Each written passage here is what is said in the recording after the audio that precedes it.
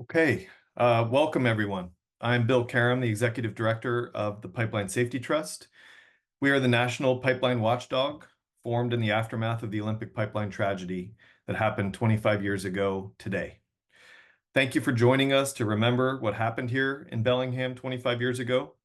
In a few minutes, we'll watch a video that tells the story, including interviews with family members. And a couple warnings about that video. One, the quality isn't the best, so bear with us on that.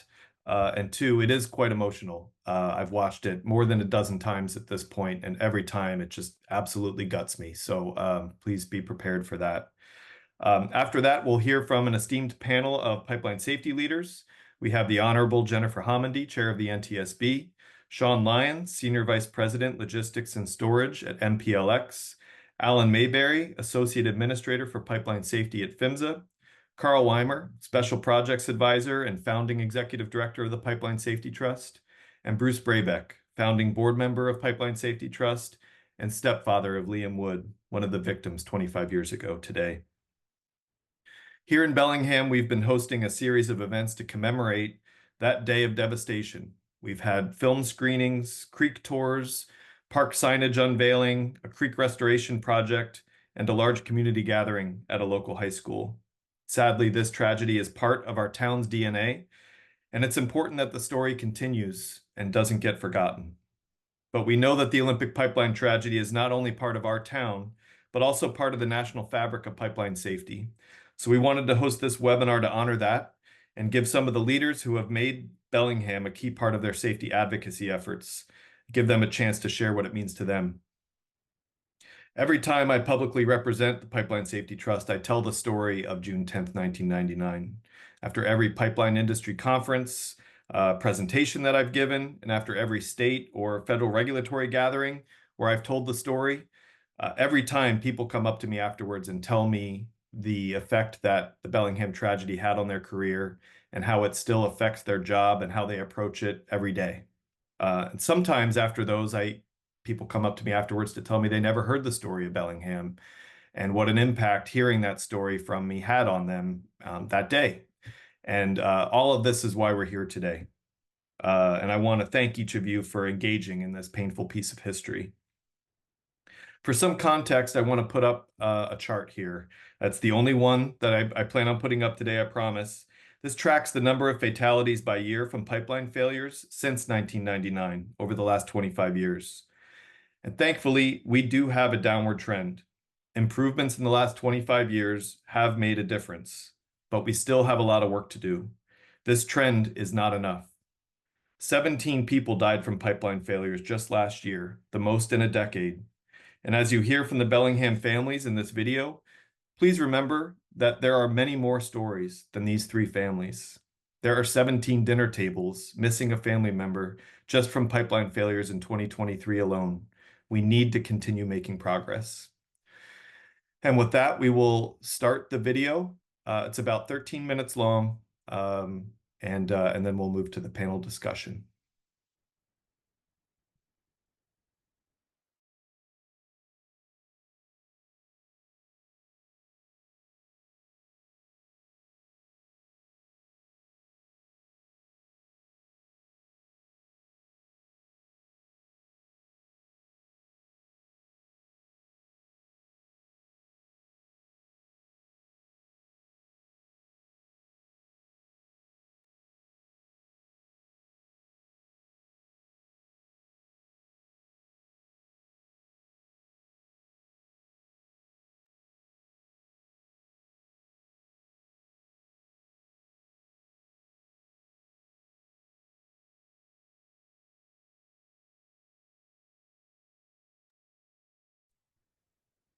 I see there is no sound I here. just saw his eyes get Oh, really wide.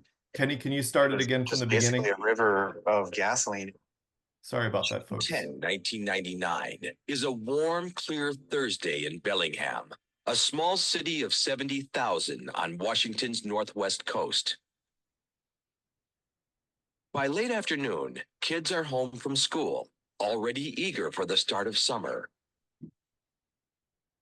At 4:30 p.m., Bellingham's 911 center begins getting calls reporting a strong odor of gasoline. The smell is coming from a wooded recreation area called Whatcom Park. A call came in for an odor investigation. It's a pretty routine call. So we went to the bridge at Iowa and Woburn, and our captain approached the creek and looked over into the creek, and I just saw his eyes get really wide. It was just basically a river of gasoline. Police and firefighters rush to evacuate the area and locate the source of the leak. Then, with no warning, the gas vapor rising from the creek ignites.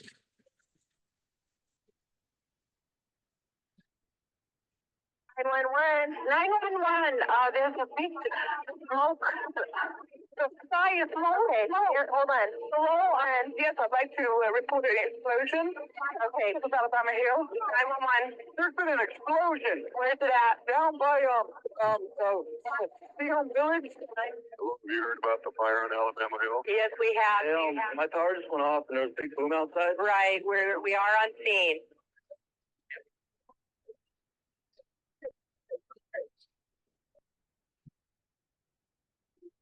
I was at the store and a customer came running in and said downtown Bellingham had just exploded.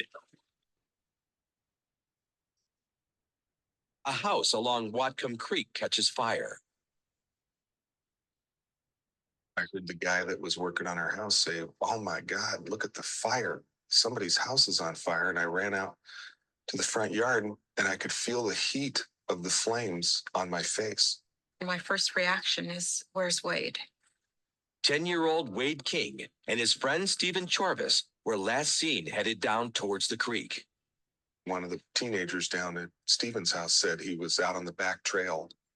The two severely burned boys had climbed up on their own from the creek. The teenagers carry them to the front yard just as Wade's father arrives. Well, his hair was all burned off. His face was stretched. I remember looking at their hands and the skin was virtually dripping off their fingertips. Wade's mother runs out of their house and down the street towards the boys. Frank was in the yard and he said, go home. Wade's been burned. I remember telling Mary, "Don't look at him." He was all distorted looking. And he said, Mom, don't look. You know, they seemed to be lucid. I never thought for a second that they were going to die. Caught in traffic, Stephen's mother has a premonition that something is terribly wrong. I had an awful, awful feeling about it. We had every intention of getting home as quickly as possible. And we were trying to call home and we couldn't get through. And finally, our daughter got through and said, Stephen's burned. They're going to take him to the hospital. Both boys are burned over 90% of their bodies. From the local hospital, they are airlifted to the Harborview Trauma Center in Seattle. We got to the hospital in Harborview, and the doctor said they cannot survive. They have no skin. Back in Bellingham, the fire continues to burn, and another mother is waiting for her son to return home. 18-year-old Liam Wood had graduated from high school the week before. He'd spent the afternoon doing what he loved best, fishing in the park. I had expected Liam to be home because he was going to be cooking dinner for us that night. And I started calling his friends because I started to worry. And they were calling, not having any clue of what was going on, just trying to find him. And then I got in the car and I drove down and tried to find his car. At one point, I had to stop to get gasoline. And when I was in paying for it, the cashier behind the counter was listening to the radio, and I said, "Is there any news?" And he said, "Well, they found a body." And then I really started to panic, and I went home and I turned on the radio and they didn't mention it again, and I thought it must have been a mistake. A search and rescue team recovers a body from the creek. But it is not until after midnight that the body is positively identified. Around 2:30 in the morning, we heard steps on the porch, and well, at first I thought it was him, and It was the police. So they told us then. At Harborview Hospital, the two boys cling to life as their families stand vigil by their bedside. You couldn't touch him. You couldn't comfort him. There was nothing we could do but stand there and wait for him to die. My son loved baseball, and I didn't want him to suffer. So I told him there's a baseball game going on in heaven, and then he hit a left-handed hitting catcher. Wade dies at just after 2 a.m. Stephen dies 5 hours later. In the days following the explosion, the town of Bellingham mourns its loss. Liam felt at home in places like this. Places like this were his sanctuary. It was just this incredible shock and this immediate sense of irony that someone who loved the environment, loved the outdoors so much, could be killed by something like a gasoline pipeline explosion in that place. I remember waking up the next morning and thinking, who would have ever thought that you'd be planning your son's funeral this weekend? And these boys, all three of them, were so much a part of this town. Everyone was shocked, absolutely shocked. We had no idea that there was a pipeline going through our community. Olympic Pipeline sends representatives to Bellingham to reassure the town that the company itself is doing everything it can. Right after the pipeline explosion, on one of the first meetings Olympic had with the community, they came in and their PR people were sitting at tables and they were giving out these little Olympic pipeline first aid kits. And here they've just blown up the town and killed people. And the one thing they're giving away is, 2 aspirin and a couple of Band-Aids. Less than a month after the accident, the company announces plans to repair and reopen the pipeline as soon as possible. The town's reaction is immediate. That was one of the most outrageous and ridiculous requests that I've ever heard in 17 years in public life. Every living thing in the creek had been killed. And Olympic Pipeline was already talking about putting the pipe back in the ground and getting it going again before anybody had any clue why the thing had exploded. Weimer and other concerned citizens begin a grassroots effort to stop the pipeline from reopening. The citizens of Bellingham really stood up to say, no, you're not going to start that pipeline. There was a petition drive that had 5,000 or 6,000 signatures on it. But what the town doesn't realize is that petitions and protests don't matter. Throughout the United States, local and state governments have next to no legal authority over the pipelines. To stop them, the people of Bellingham begin learning everything they can about pipelines. What they discover stuns them. We didn't know anything about pipelines at all, and we were real surprised to find out accidents like this were not really anomalies. They happen quite frequently. There are 2 million miles of liquid and natural gas pipelines in the United States. In the last decade, spills and ruptures occurred at a rate of nearly 1 a day. Dozens of tragedies like Bellingham's had happened throughout the country, but few of them got national attention.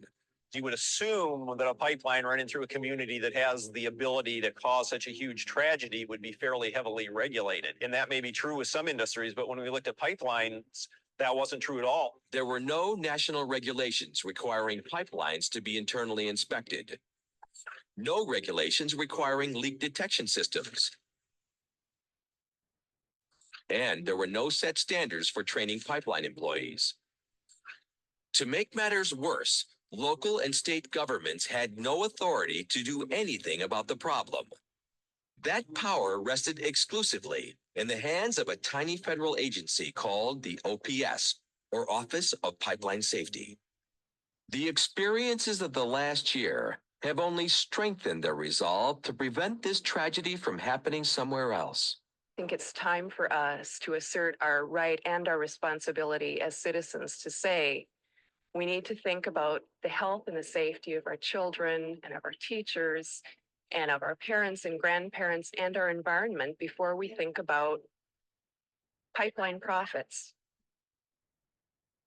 Really, the only way to make this pipeline safe again, and at the same time make other pipelines and other communities safe, was to get regulations changed at the national level. They take their message to any government agency that will listen. Their efforts eventually lead them to Washington, D.C. to speak before Congress. The pipeline industry will never have as its bottom line the health and safety of communities. It is up to communities themselves and therefore their public representatives and government agencies to ensure that pipelines are safe. We would have to pay our way to Washington, D.C., then we would try to give our input, and we would have the ability to speak in front of the Senate, which was incredible for us. But what we'd realized was that there were one or two of us citizens in a room who knew nothing about pipelines, and we were surrounded by pipeline corporate CEOs and lobbyists who knew everything about it, who were there every day, who were being paid an enormous amount of money to influence politicians and being enormously successful at it. We were naive at that point that this was such a no-brainer when you looked at the lack of legislation and the lack of regulations that the Congress would just go along with us. So I don't think we knew what we were getting ourselves into. Despite the overwhelming odds, people in power are starting to listen. Even the pipeline industry itself begins to realize that things need to change.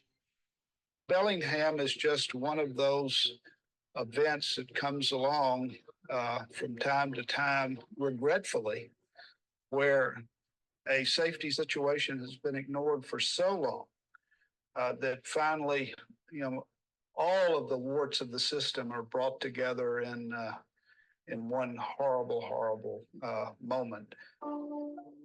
In December 2002, a new federal Pipeline Safety Act is signed into law. It mandates that pipelines be inspected every 7 years, sets rigorous training standards for pipeline employees, raises fines, and offers protection for industry whistleblowers. I think that the American public owes a great deal to the citizens of Bellingham. They were no longer a voice crying in the wilderness. It was, they went and basically have changed the wilderness.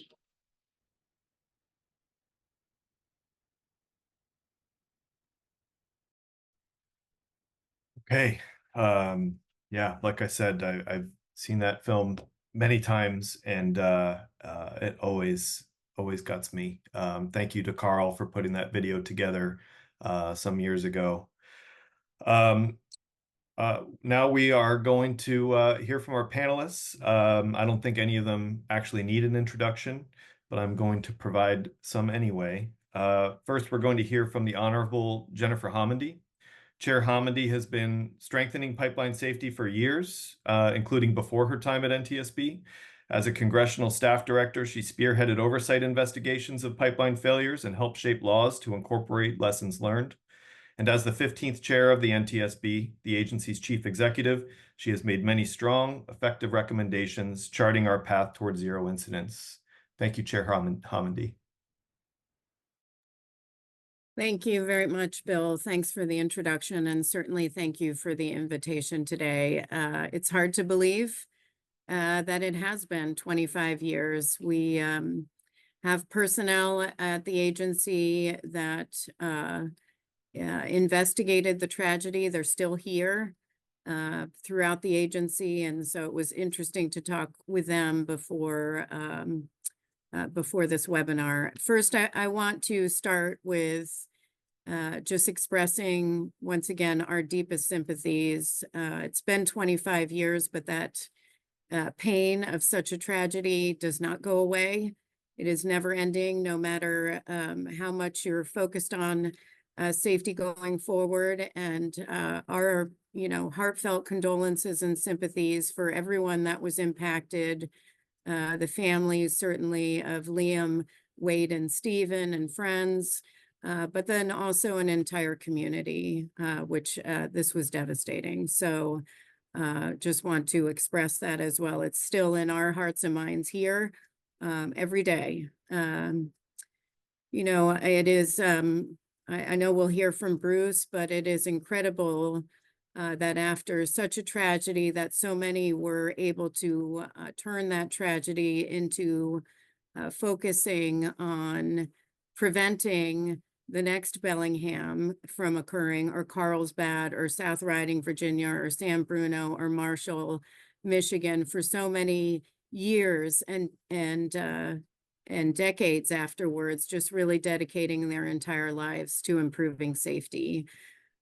We aren't at zero.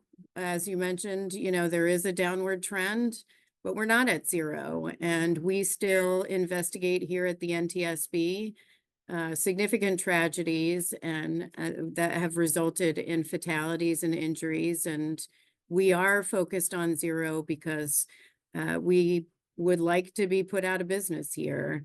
Certainly all of us are focused on safety, whether it's the regulator, PHMSA, or NTSB, but again, we have a long way to go. And so I know that my opening remarks are short. We have many issues that we need to address going forward on pipeline safety, many that we've struggled with over the years, but I'm sure that will come out in some of the question and answer session. So again, Bill, thank you for inviting me.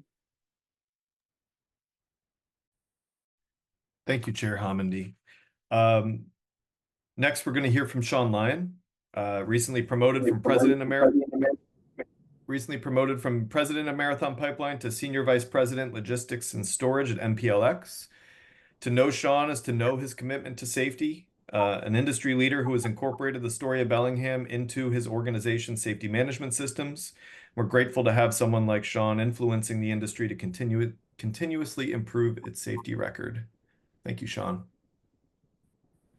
Hey, thanks, Bill. Thanks for the invite today. And I appreciate the opportunity to be part of this discussion, especially with this panel, because I know all of them personally. And I know how much Bellingham means to them also. But more than anything, I really appreciate how we continue to honor the lives of Wade and Stephen and Liam. And, you know, I'm here today as a representative of a pipeline operator, but I'm also here as a father of 3 children. As Bill said, you know, watching this video, and I can't even imagine. And I'm thankful that the commitment that the community and the families have had to move forward to try to help provide safety in the future. And we've been on this journey. So as I reflect, there's been a more significant event in my career that has given me purpose in terms of making a difference than Bellingham. You know, I made a personal commitment to influence not just within my company, but also the industry. This isn't just something that happened 25 years ago. It's very much a part of who I am and who Marathon Pipeline is today. You know, we're in the business of transporting our products through neighborhoods, past schools, hospitals, nursing homes. We have 10,000 miles of pipeline to monitor and 28,000 landowners to look after. Bellingham was and still is a catalyst that has helped our employees understand their role, and its impact is everlasting.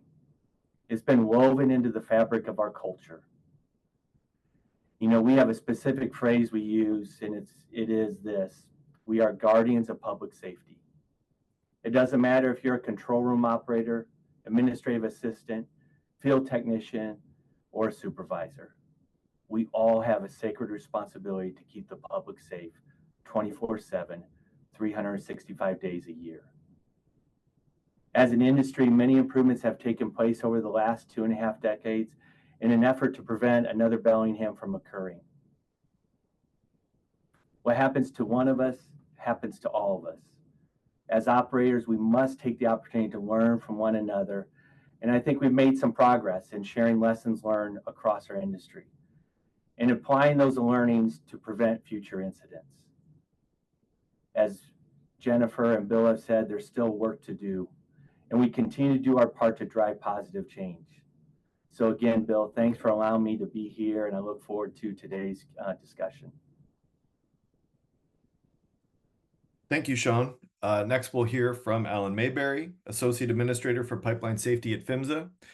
Alan is one of those people who early on in my tenure at PST pulled me aside and shared his personal story about the effect the Bellingham tragedy had on his career. And he has made sure that for years now, each new administration makes a trip to Bellingham early on to remind leadership of the stakes of their charge. Thanks, Alan. Thanks, Bill, and thanks for having me here today.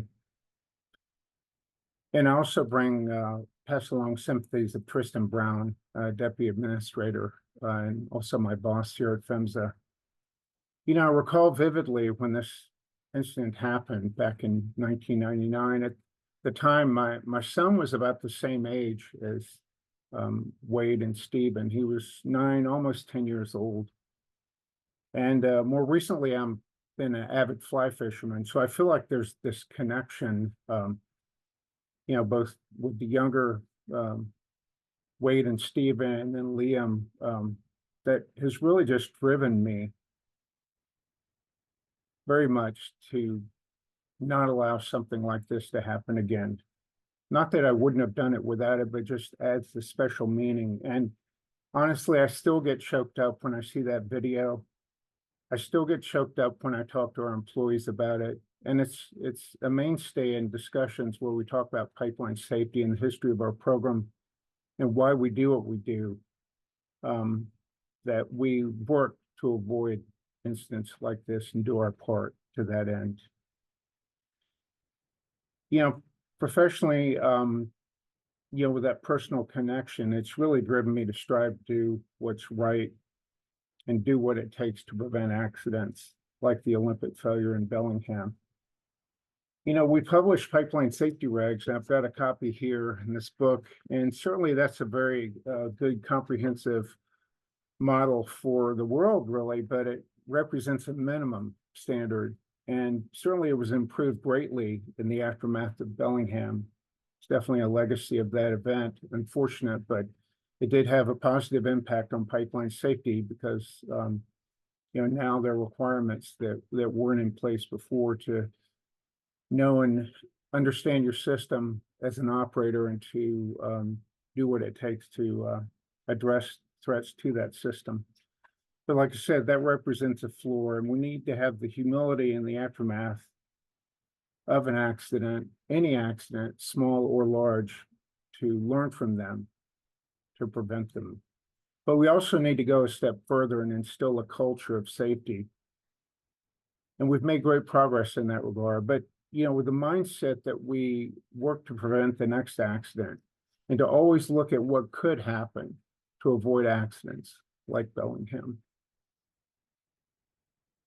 And that's why we discussed this accident and others, the ones Jennifer had mentioned in the ensuing years. You know, we're not there yet. The data looks positive, but we don't rest our laurels on the declining accident rate. We must learn from each one and be better. And so as we today remember Wade, Stephen, and Liam, you know, on behalf of the 300 plus employees of the Office of Pipeline Safety within PHMSA, you know, we are committed and rededicate ourselves to improving pipeline safety across the U.S. So again, Bill, thanks for having me here today and look forward to the discussion as we go forward. Thank you, Alan. Next, we'll hear from Carl Weimer. As you saw in the video, Carl was here 25 years ago and really became the vessel through which the community's anger and desire for change was funneled. But I'm not sure anyone knew exactly how singular of a force they had on their hands with Carl Weimer. You know, not only is Bellingham lucky to have Carl, but I would say every community living near a pipeline is lucky to have Carl. Thanks, Bill. I really appreciate that. And I tried to mute the film while it was going on because I wasn't sure I could stick to my remarks if I watched it because it affects me the same way. I think it's PTSD or something. Bill kind of asked for each of us to talk about how this changed our careers. And, you know, I think a lot of people in Bellingham had significant changes 25 years ago. Certainly the three families had the greatest changes of anybody in the community. But right behind them, it probably changed my career more than anybody. I had never thought about pipelines, didn't think about pipelines at all, didn't know we even had them in our community. And then 25 years ago, it blew up and my career took a 180-degree change. A bunch of people got together, you know, a couple of weeks after the pipeline explosion, because Olympic was already talking about putting that pipeline back in the ground and getting it going again, even though there was no determination at that point of why it had failed. And I think, you know, there's three big take homes from me from this whole thing. One is how important it is for a community to come together and respond to such things. I've lived through lots of other tragedies. Jennifer named some of those. I've been involved with communities in those places and never have seen another community that has come together the way Bellingham did. Local citizens got together and formed a small group called Safe Bellingham that pushed for pipeline safety. Our local government came together and pushed for pipeline safety. Both our state and federal regulators came together and regardless of which side of the aisle they were on and pushed for pipeline safety. And, you know, I think that was a crucial learning from this whole thing, that a small community really can make a difference if they stick with it. You know, I think what was crucial to our success here in Bellingham was the involvement of the three sets of parents. You know, you see people that have been impacted significantly and have such sorrow, and they kind of let somebody else be their spokesperson. These parents, all in different ways, stayed involved, stayed vocal, and kept the thing in the press. It didn't go through a couple of news cycles and disappear. That was crucial. The other thing that really made it work and that we haven't seen in other communities is the formation of an organization that sticks with it. You know, and as the Justice Department prosecuted this case, they agreed with the three sets of parents that there was a need for a watchdog organization that would keep an eye on the industry, keep an eye on the regulators, and continue to push. And we learned that early on, you know, when the judge gave us the $4 million to start the Pipeline Safety Trust, she in her remark compared us Bambi versus Godzilla, with the industry being Godzilla, and I guess at that time, I was Bambi. We've embraced that and we've taken that to heart. A smart attorney early on told me that the only way this is going to work for Bambi to take on Godzilla is to learn how to apply gentle pressure and keep it constantly applied. And we've tried to do that over the last 25 years. And the other thing that learned, you know, you can see me in the film, I was being pretty adamant and kind of obnoxious. I've learned over the years that most pipeline safety issues are not black and white. There's multiple ways to get to safety, and you just really have to listen to a variety of people. One of the things that really surprised us, I think, when we first got going as the Pipeline Safety Trust, we thought we'd be working with neighborhood groups, safety groups, you know, environmental groups around the country on pipeline safety issues, and we found out we were it. There was a void. Nobody else was working on pipeline safety from kind of the public standpoint.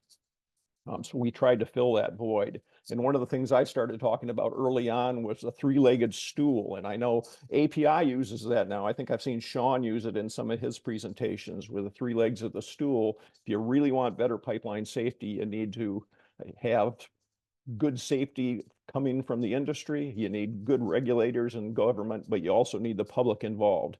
And the public was completely missing when Bellingham happened and for a number of years after that. So one of the early things we really realized we needed to do was grow that public leg of the stool and get more involvement. We were also pleasantly surprised that when we showed up and started voicing the public view, that we were embraced, certainly by the regulators like PHMSA. They liked that someone was helping them push greater safety, and by many people within the industry too. The industry is not one set of thoughts. There's a whole continuum within the industry, and we got quite a bit of support from the industry. I mean, you can see that now as Bellingham has become kind of a touchstone of pipeline safety throughout the industry. I lead tours of Whatcom Creek numbers of times a year, and mostly those tours are for pipeline industry. The American Petroleum Institute sends a group out. The Interstate Natural Gas Association sends a group out. Individual companies. Our last group was the NTSB themselves. They sent their whole investigative team that does pipelines here to Bellingham to walk the creek. So Bellingham has really become a touchstone, and I think that the community can be proud of that.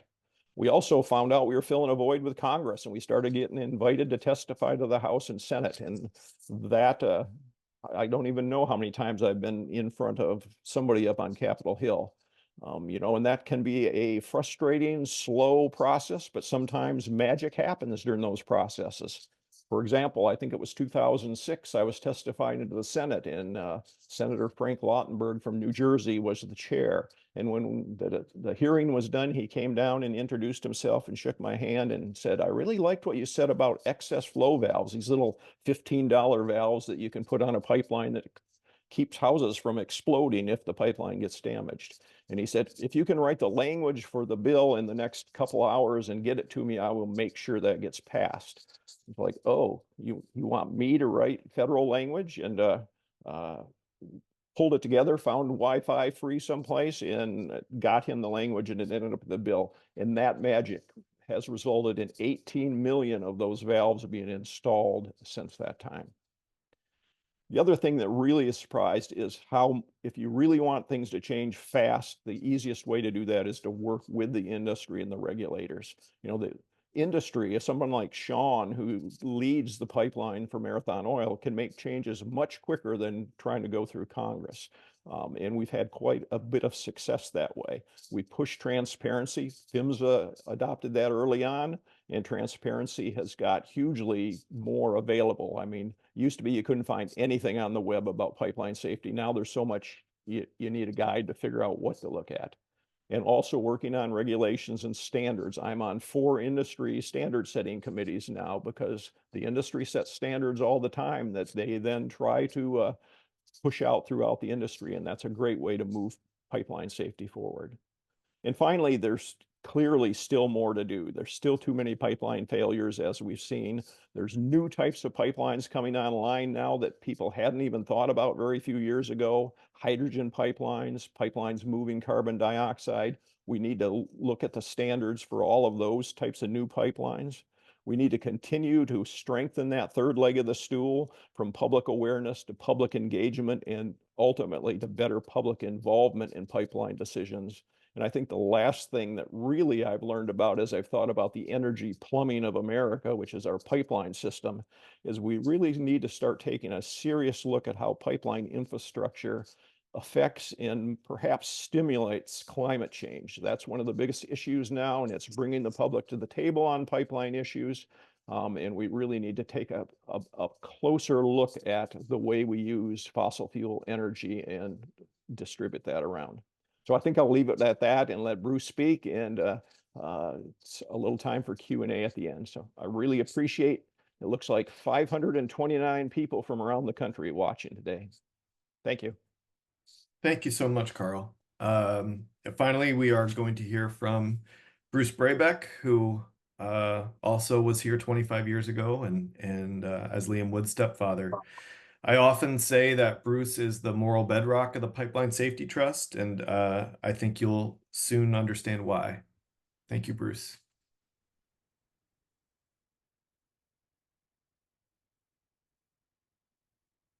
Thank you, Bill.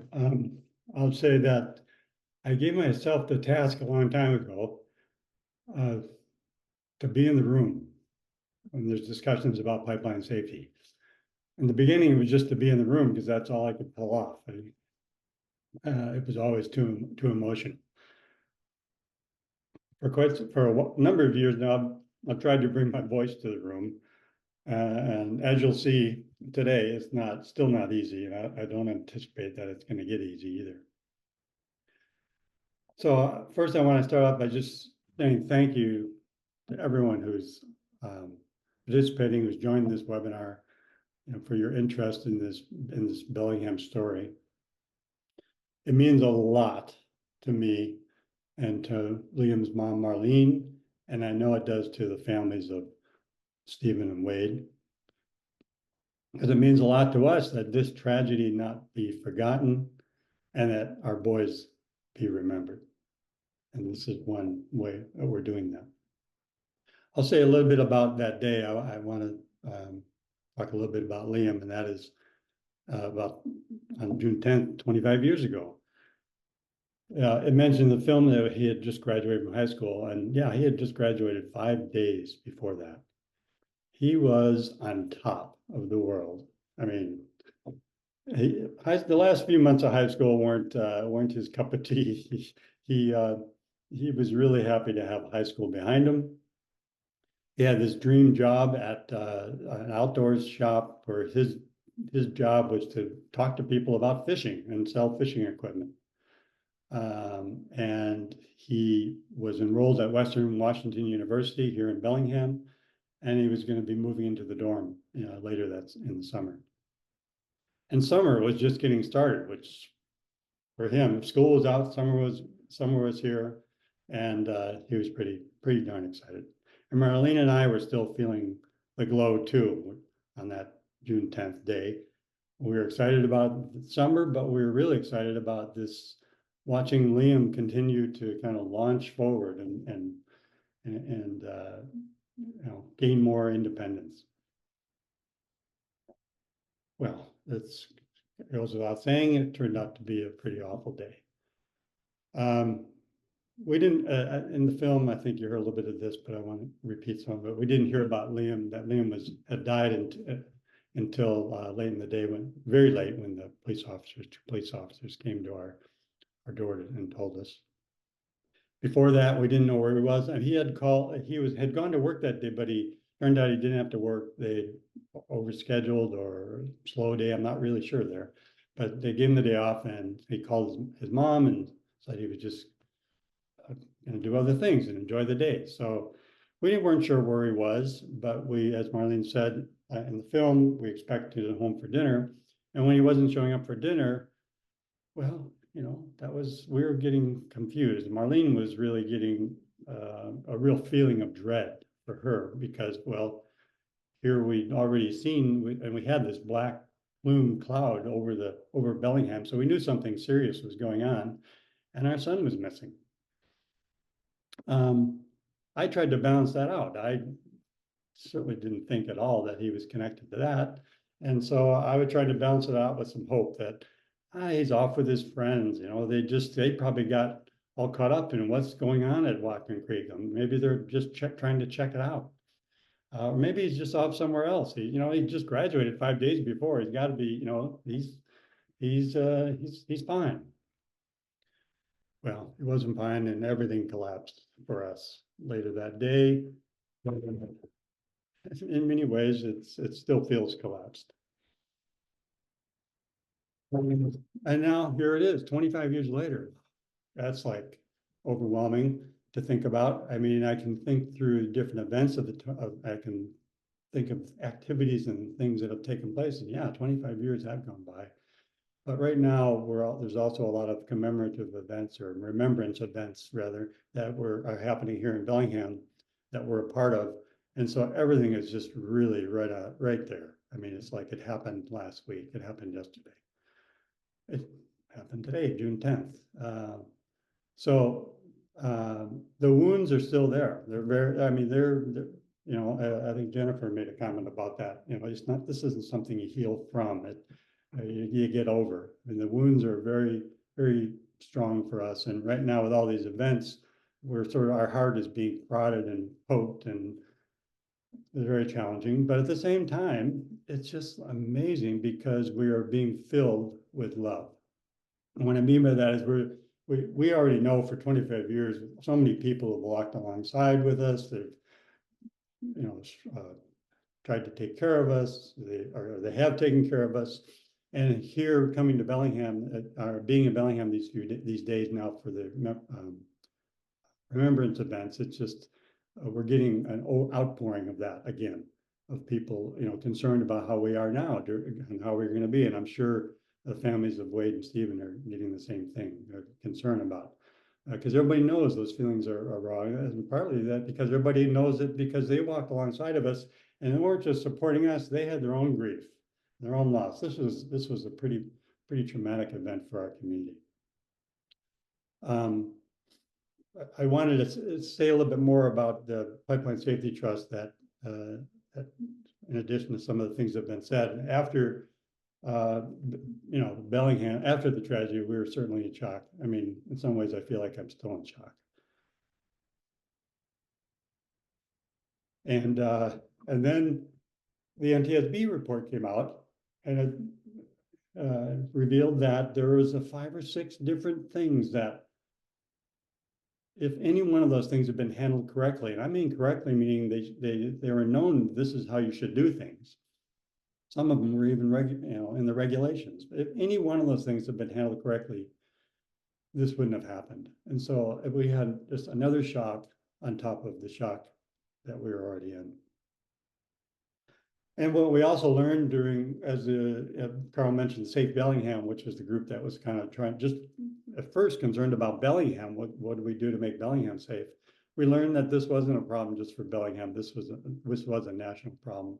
And if we wanted to prevent other families from going through what we were going through, which was really important to us, we needed to really deal with this on a national level. And if we wanted to make Bellingham safer, we needed to deal with this on a national level. And so that's some of the story, a little bit of the information that's behind what drove getting the Pipeline Safety Trust started. And so many people went into making this happen. And then for the 25 years, in these 25 years, so many people have helped make the Pipeline Safety Trust what it is today. And it's just really important to us. And feels so great. It's a way that it carries on the lives of our boys in an influential way in the world. I guess I want to say back in the beginning too, we knew this was going to be a long-term project. This wasn't like we just needed to do some things to get a few changes. I guess we were believing that as long as there are going to be pipelines, there's going to need to be an organization like the Pipeline Safety Trust. I knew I needed it just because it gave me voice. It spoke for me for a long, long time. It said things I couldn't say. And I feel like it continues to do that, not just for Bellingham and for our families, but for all the other tragedies that happen across the country. And then another thing I want to say about a couple other things about the Pipeline Safety Trust. We started off with as an endowment. We got a $4 million settlement from the lawsuit against the Olympic Pipeline. And we put that into, when we set up the organization, we put that into a endowment. So because we knew this needed to be long-term. So we wanted to live off the interest so we could keep the organization going. And I'm been the treasurer, I'm still on the board, I feel a responsibility to care for that. And I'm proud to say that we have that and more in our endowment, and we're still going strong. And our organization has grown in the last few years in a very meaningful way with additional staff who are just really helping us be even more effective and address more issues. And the wonderful thing about that I'm seeing is that there's a sort of a generational change as well. Besides the people like me and like Carl who've been here since the beginning and several board members, we have all these new people who are bringing this great energy, their skill sets, their passion, their outrage that we all had to get this started, and their empathy. And it's so great to have this addition to the Pipeline Safety Trust, because it makes me realize this is going to carry on. I think about the ages of some of these new staff we have are the ages of Liam, if he were still alive. And some of them are the ages of Wade and Stephen. And so to have this organization be added to and being sort of picked up by this new younger generation, and to add to those of us who've been around for a long time, really is important to me. And I'm just really so thankful, because it means so much to me that this is moving forward in the way it is, and I look forward to its continued. I'm going to stay involved. It's like there's no way I can leave it, I guess. I don't know how that's going to happen or when that's going to happen, but I'm glad to be a part of it. And I'm, again, thankful to all of you for your interest in the Bellingham story, and hopefully that interest turns into support for the Pipeline Safety Trust too. Thanks, Bill. Thank you, Bruce. I would like to hear from the panel if everyone wants to turn their cameras on, and take your, we've got about 10 minutes left, and this can be our only question. And I'd really like to hear, we all obviously, of course, share the goal of zero incidents, but what I'd like to hear each of you speak to is, do you see this as purely aspirational, or is it really attainable? Is that an attainable goal? And if so, how do we get there? If we could just go in that same order, if Chair Homendy, you could start. Yeah, I think there was a day, from NTSB's perspective, there was a day where no one thought it was attainable to get 0 fatalities in commercial major aviation passenger transportation. There was a day nobody thought that was possible because many people were dying. We're there now. We've been there for quite some time, over a decade. But that doesn't mean we stop being vigilant. We have a lot of work to do, and now we're seeing some changes in that industry where we have to be proactive. I mean, I will just say from the standpoint of NTSB, when it comes to pipelines, we do see some of the same issues over and over again, which is very frustrating, but we work very hard to implement our recommendations. But it's everything from ensuring pipeline operators are adequately assessing the integrity of their pipeline, using the right tools, looking at the right data, taking action immediately, to proactively assessing threats to their pipeline or risk, especially new risk. Shawn or Alan mentioned hydrogen and CO2 transportation. Shawn's familiar with earth movement. These are all risks that operators have to be continually evaluating. And then something that we see a lot is recognizing when there is a leak, when an alarm goes off, and shutting down and isolating the pipeline. So those are some areas that we continually see and need to focus on, but I'm pleased that Pipeline Safety Trust and others are here to work to ensure safety. Thank you, Chair Homendy. Shawn? Yeah, I think to your question, Bill, absolutely. I truly believe 0 is not just an aspiration that we can get there. Obviously we've still got more to do, but there's a couple of things that I think is important, and it's somewhat appropriate that this panel is all together because every single person on this panel helped put this together. But the first one is safety management systems. And that was done a number of years ago, back in 2017. And, a management system is how do you basically have continuous improvement in everything you do as a pipeline operator. And really, as Carl mentioned, the 3 legs of the stool between, the public, the government, and the pipeline operators came together to put, a safety management system together. It was implemented. It is being followed.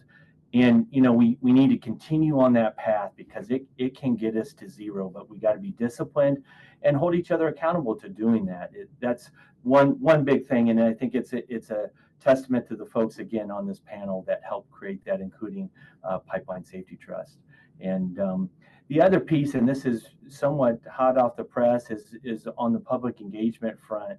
And for probably the past 3 years, we've been working on another similar type initiative to how do we move from public awareness to public engagement and really ensure that we have that 2-way discussion between all the landowners and the communities that pipelines go through.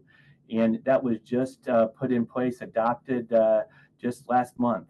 And again, I think it's a testament is that when we collaborate together. And the other thing I will say, I can tell you every single person in Marathon Pipeline know the names of Wade and Stephen and Liam. They know Bruce, and they inspire our employee workforce, our culture to never stop, never forget. How can we do more? And I think that's important because we always got to be thinking ahead and be in a preventative mode, not just in a reactive mode. And so again, I think it's truly, we believe it's achievable. You know, we've got work to do, but I think, and I know from the industry, and I meet with a lot of my peers, they are also leaning in that, and I appreciate the leadership of the Pipeline Safety Trust to help work with us. Thanks, Shawn. Alan. Yeah, a couple of issues related to this. First of all, is zero realistic? Yes, for sure. It must be our goal. And I believe we can attain it for a couple of reasons. One, technologically speaking, we're much better at finding defects in pipelines. And as Chair Homendy had mentioned, it's really imperative that the operator use the proper tool for the threats at hand. But even more importantly, even with all the tools, it requires a good culture, a culture of looking for what could happen. Rather than looking or trying to get out of or justifying why an activity on a pipeline is not needed, but just think about what could happen and to prevent the next accident. Yeah, I mentioned the regulation that we put out, and we certainly learn in the aftermath of these accidents. And we're going to keep rewriting regulations, updating regulations, and adding more prescription as we learn more. But I will tell you, regulations alone are only part of the answer. It does require a systems approach to safety as well, underpinned by a strong safety culture. And this is what Shawn was referring to. And that's why we're promoting that as to go beyond regulations to prevent that next accident. Because regulations alone, again, will not get us there. You know, another note related to an outcome of Bellingham, I wanted to mention it relates to the new standard that Shawn mentioned related to 1185 public engagement. But while we did make improvements to what an operator has to do to a pipeline, specifically in the aftermath of Bellingham, we as an agency learned a lot that we were at a disadvantage in how to respond to the public. And one of the outcomes that was very important to us in the aftermath of Bellingham was to improve how we handled the community. And we developed a group of 10 liaisons across the U.S. that work with the public. More recently, as that standard has come out for public engagement, it only highlights the need to focus in that area. And that's definitely part of the future we see is the focus in that area as well. Thanks. Thanks, Alan. We're going to go a few minutes over. I apologize, but this is too important. So, Carl? Yeah, thanks. You know, if you look back at the last 25 years, the public often gets fairly frustrated at the speed of change. And if you look at the last 25 years, it's been small incremental changes over and over again. But when you add up all those incremental changes, it's made a big difference. So I think we're moving towards zero incidents. There's lots of things still in the works. One of the things that the industry loves to talk about is continuous improvement, and that's what will get us to zero incidents, continually improving, not just doing one thing and then resting on your laurels. You do one thing and then you look at that and figure out, is there a way you can do it better? Lots of big initiatives in the industry right now, both pipeline safety management systems that both Shawn and Alan mentioned, and safety culture. I think those can move the ball forward too, although we need to do more work on defining what it is we mean when we say that, and that companies are, you know, kind of continuously implemented in certain ways. It's pretty easy to talk about safety culture and it just being a PR slogan. How do we turn that into something that's measurable that you can look at and you can know whether a company is? There's large companies and small companies, and it's hard for, you know, a company that has 8 employees to implement the same type of stuff that a company with 1,000 employees can. So we need to make all of these things implementable and measurable in certain ways. And I think that can help us strive towards zero. And since we're over, I'll let Bruce have a shot.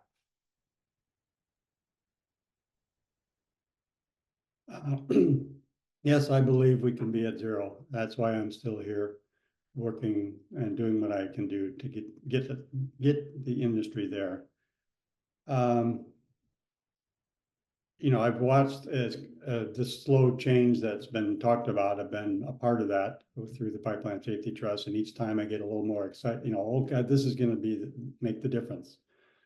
And you know, I keep sort of then going back to my place of, we got to keep doing more. But I do believe it. I know we're going to get to zero. I think, as Jennifer said, with the airline industry, you don't just get to zero, you stay vigilant. I mean, the vigilance is required. And I'm seeing vigilance growing in the field, but it hasn't turned into zero yet. And that's still very hard on somebody like me who, suffered the loss of Liam. I am being a part of the Pipeline Safety Trust. I'm very aware of every time there's an accident, every time there's a death. And I know how the family is affected. I know how the neighbors and the extended family, and I know the community. I'm just very aware. And so I'm constantly reminded of that. And so I'm pleased with the progress I see, but when I then see the numbers, like I think Bill said, 17 deaths in 2023, I just get defeated again. But I'm going to keep coming back. I'm going to keep pushing. I believe zero is possible, and I think vigilance is a necessary part of that.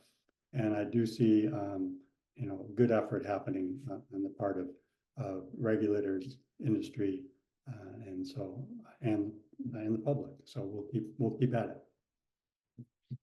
Thank you, Bruce. And thank you so much to all of our panelists today. Thank you especially to Bruce for speaking on such a difficult day. And thank you to each of you for participating and engaging in such a difficult piece of pipeline safety history. We will be making this webinar available on the public, on our YouTube page, available to the public. And that 13-minute video is on our YouTube page if anyone wishes to share it out. I also believe zero incidents is an achievable goal. And when watching that video and hearing from the families and working with the families, it just has to be an achievable goal. So thank you, everybody, and have a good day. Bye. Thank you, everybody.